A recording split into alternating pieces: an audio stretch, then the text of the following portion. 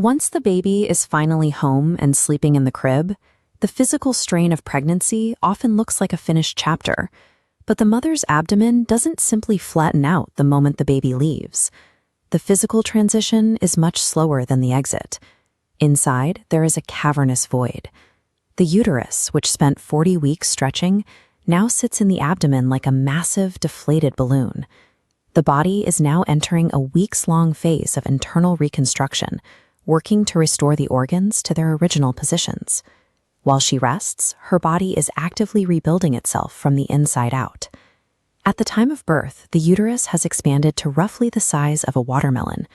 To reduce that mass, the muscles begin clamping down. They use powerful contractions to force the tissue to scale down. These contractions work around the clock to shrink the organ from a watermelon down to a small pear.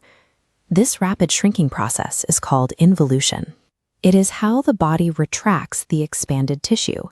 The painful cramps mothers feel in the days after delivery are the physical sensation of those muscles working to complete that shrinkage. That pain is the work of the body performing involution, actively pulling itself back together.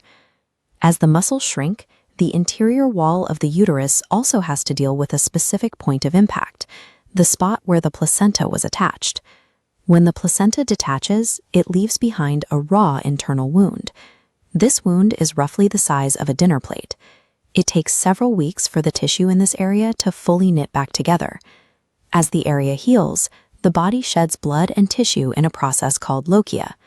Millions of white blood cells swarm this crater, repairing the surface while the Lochia clears the old tissue out of the system.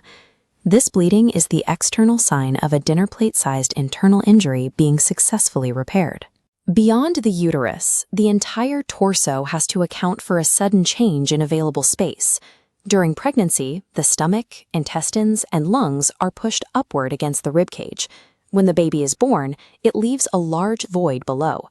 Gravity then pulls the compressed organs down, sliding them into that empty space to find their original homes. This organ avalanche is why digestion and breathing can feel strange or uncomfortable during the first few weeks. That feeling of internal disorganization is the body unpacking itself and following its original internal blueprints. The idea of snapping back implies the body is waiting to return to a previous state.